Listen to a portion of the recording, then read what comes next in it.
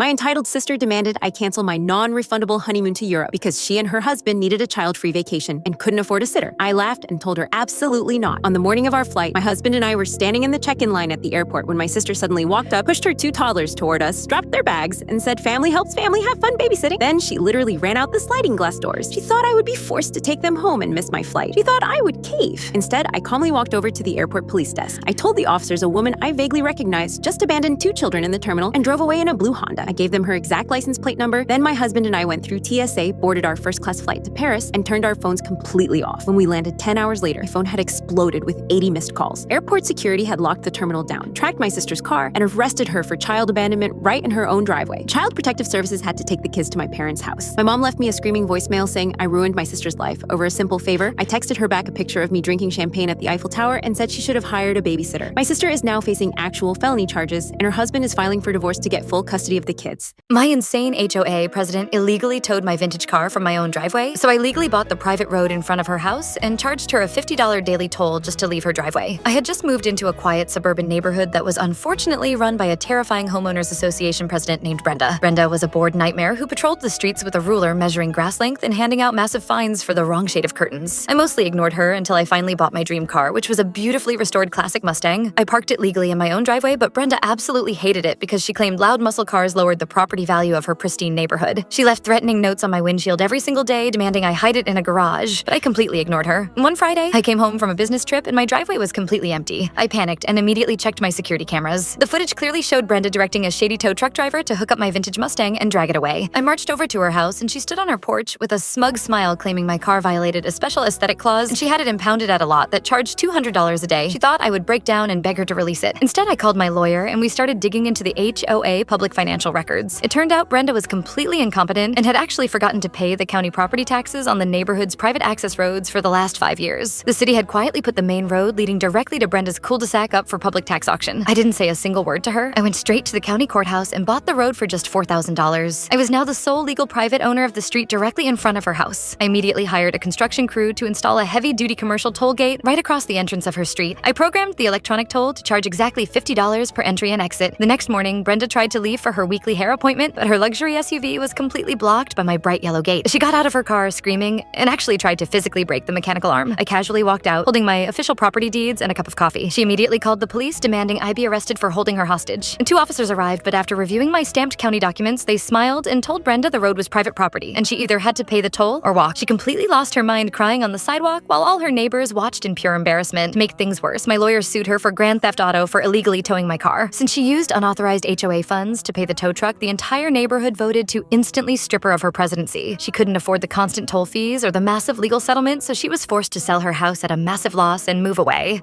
My fiancé proposed to me in front of my entire family with what he claimed was his great-grandmother's antique diamond ring and told everyone it was worth her.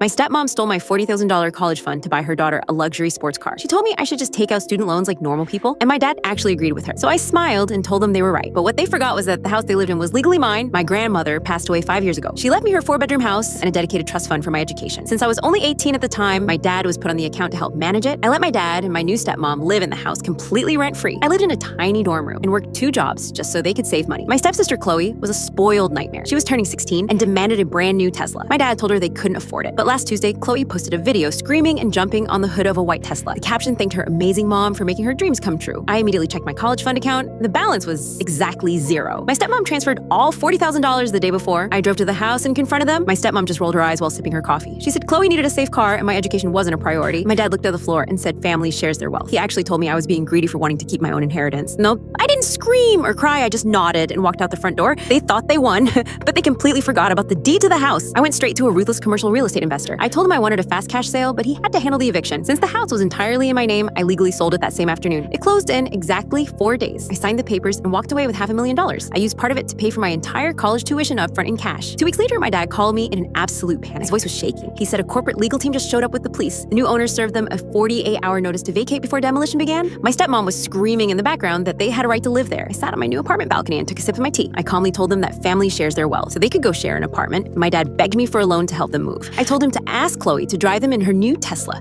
Then I hung up the phone. They tried to take me to court, but the judge threw the case out in 10 minutes. They had to sell Chloe's car at a massive loss just to afford a security deposit. They now live in a cramped 2-bedroom apartment, and I graduated completely debt-free. My mother-in-law secretly canceled my $15,000 wedding catering 1 week before my wedding just so she could force us to hire her best friend's cheap taco truck. My husband and I had spent 2 entire years saving up for our dream wedding at a beautiful vineyard. We hired an award-winning Italian catering company and already paid them in full. My mother-in-law hated this because she wanted to control every single aspect of our wedding. She constantly complained that we were wasting money and told everyone she could have done it better. Her best friend Susan owned a struggling food truck that had terrible reviews online. My mother-in-law demanded we hire Susan to support her business, but I politely refused. I thought that was the end of it. But last Monday, I got an automated email from the Italian catering company confirming that my cancellation request had been processed and a partial refund was being mailed to my mother-in-law's home address. My blood ran completely cold. I called the caterer immediately and they told me a woman claiming to be the bride called and canceled the entire order, citing a sudden family emergency. They said the woman answered all my security questions perfectly. I realized my mother-in-law had stolen the wedding binder from my kitchen counter, which had all my vendor contracts and passwords inside. I didn't call my husband and I didn't scream at her. I went into total survival mode. I called the caterer back, explained the fraud, and begged them to reinstate the order. Thankfully, they had a cancellation window and agreed to show up as originally planned. But I wasn't going to let my mother-in-law get away with this. I knew she had already hired Susan's food truck to show up at the venue and save the day when the Italian food mysteriously didn't arrive. So I called the county health department. I anonymously reported Susan's food truck for operating without a valid commercial permit and storing raw meat at dangerous temperatures. On the day of my wedding, everything was perfect. We had our beautiful ceremony and everyone moved to the reception tent. Right on cue, Susan's dirty food truck rolled up to the venue driveway. My mother-in-law stood up grabbing the microphone from the DJ. She put on a fake crying voice and announced to all 150 guests that my caterer had horribly bailed on us, but she heroically stepped in to provide food so the wedding wasn't ruined. Everyone started clapping for her. She looked at me with the most evil, smug smile I have ever seen. But before anyone could walk over to the truck, 2 county health inspector vehicles pulled up with their lights flashing. They walked right up to Susan and shut her entire operation down on the spot for health code violations. My mother-in-law started screaming at the inspectors in front of the entire family. While she was throwing her massive tantrum, the double doors to the vineyard kitchen swung open. A team of professional waiters walked out carrying trays of the most beautiful Italian food you have ever seen. The guests were completely confused. I calmly walked up to the DJ booth, took the microphone, and thanked the Italian caterers for ignoring the fraudulent cancellation call my mother-in-law made last week. I even held up the printed email receipt for everyone to see. The silence in the room was absolute. My husband looked at his mother in complete disgust and told her to pack her things and leave immediately. She tried to cry and play the victim, but not a single person defended her. She was escorted off the property by security. My husband and I went completely no contact with her the next morning. I heard she is now being sued by Susan for the cost of the wasted food,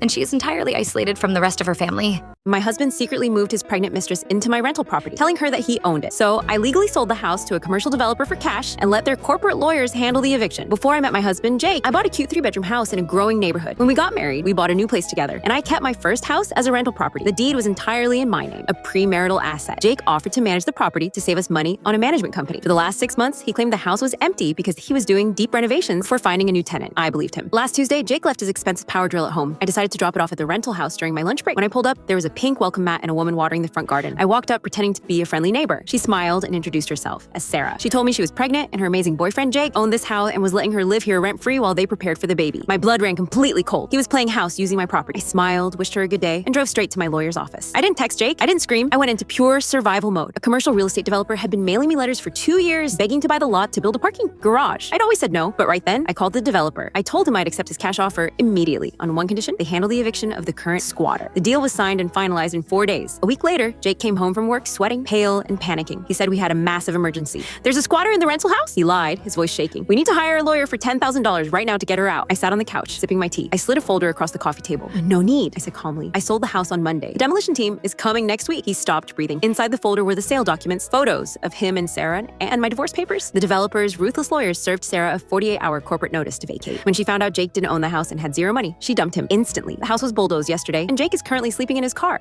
My fiance secretly sold my paid-off car to buy his younger brother a truck. He came home crying and told me my car was stolen from the gym parking lot. So I smiled and hugged him and didn't tell him about the hidden GPS tracker. What he didn't know was I was about to ruin both of their lives. I bought my Audi 3 years ago before I ever met Mark. I worked double shifts to pay it off completely in cash. It was my pride and joy, and Mark hated it. He always complained that a future wife shouldn't drive a nicer car than her husband. His younger brother Tyler was even worse. Tyler was 22 and refused to get a job but constantly begged Mark for money. Last month, Tyler demanded a brand new truck so he could look cool for his friends. Mark told me we should drain our wedding fund, buy for him. I laughed in his face and said absolutely not. 2 days later, I woke up and my car was missing from the driveway. Mark rushed in looking perfectly panicked. He said he took it to the gym and someone stole it while he was inside. He told me not to call the police yet because he already filed a report online. He said we just needed to accept it and move on. I almost believed him, but I had a secret AirTag sewn inside the passenger seat lining. I opened the tracking app on my phone. My car wasn't at a chop shop or in a ditch. It was parked at a used car dealership 3 towns over. I drove there in an Uber and walked straight into the manager's office. I asked why my car was on his lot. He looked confused and pulled out a file. He said a guy named Mark sold it to them yesterday for $15,000 cash. Mark forged my signature on the title transfer, and then he used that exact cash to put a down payment on a truck for Tyler. I didn't yell or confront the manager. I just took a picture of the forged documents and walked out. Then I called the real police. I reported the car stolen and told them exactly who forged my name. I didn't say a word to Mark. That Saturday, we hosted our engagement party at a nice restaurant. Mark gave a speech about how much he loved me and how honest our relationship was. Tyler was sitting in the front row spinning the keys to his new truck. Then 2 police officers walked through the front doors. They didn't wait for the speech to end. They walked right up to Mark and put him in handcuffs for grand theft auto and forgery. Tyler started screaming at the cops, so they arrested him for receiving stolen property. The whole room was in absolute shock. Mark looked at me, begging for help. I just took a sip of my wine and smiled. I said, I guess you should have checked for a tracker. I got my car back 3 days later. Mark got 3 years of probation and a felony record, and Tyler's truck was repossessed by the bank. I